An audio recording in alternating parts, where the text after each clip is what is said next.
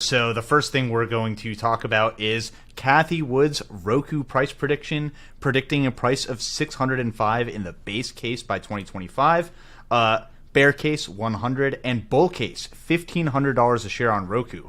So we can dig into the model, but what are your thoughts? Just first of all, $1,500 bull case on Roku. What do you think? I think it's ridiculous, quite frankly. You know what's interesting about this? What's interesting about this is Zoom has a bear case of 700 by 2026, which is still a 6x from here at 100 right now.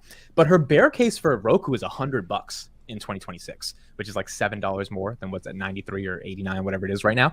So the bear case for Roku seems to be significantly worse in the next 5 years than the bear case from Zoom, which makes sense, is why Zoom is their top holding, and I guess they have more conviction around it.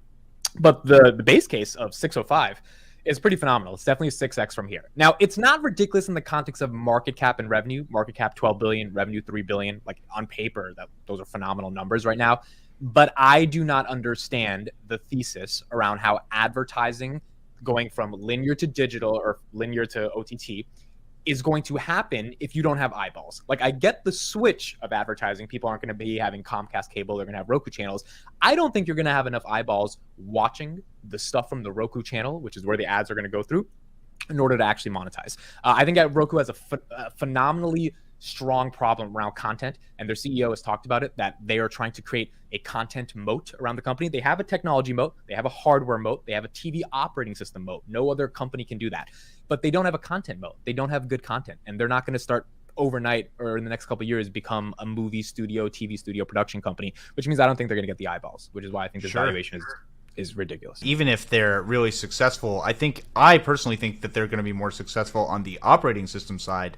You know, we're going to keep seeing their devices or the smart TVs that are Roku empowered. But I agree with you. Like, I've watched the Roku channel exactly 0 times. I have several Roku devices as well. I've had them in Airbnbs, and I love their operating system. I would say it's the only smooth smart TV operating system. But what I'm not doing is going to Roku's content and like staying around watching a lot of ads on their platform.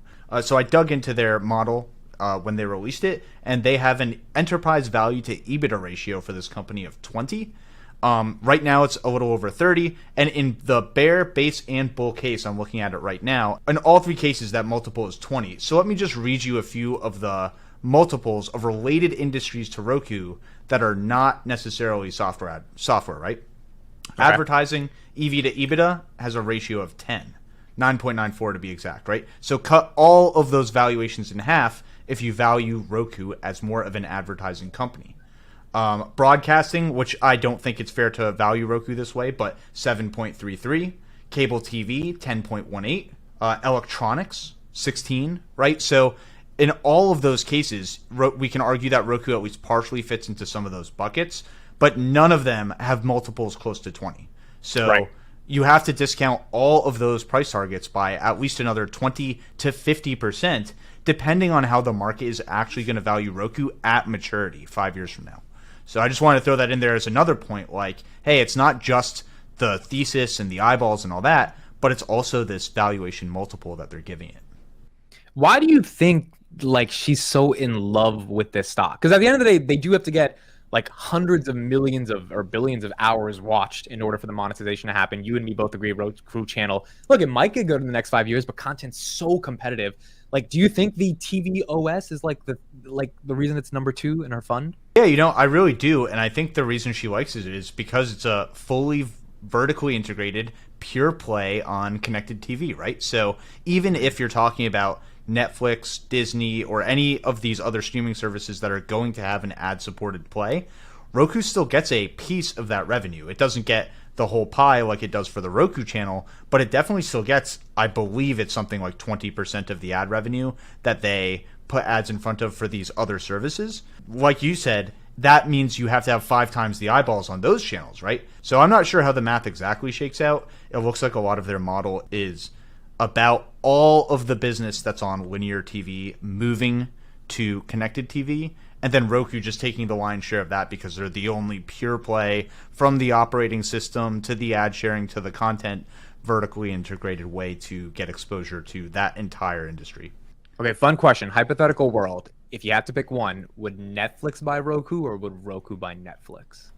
Oh, that's a really good question. So Roku actually started as a device, as a subgroup of Netflix. They got spun out and they were their own company. So I think Netflix would end up buying Roku back and reintegrating them.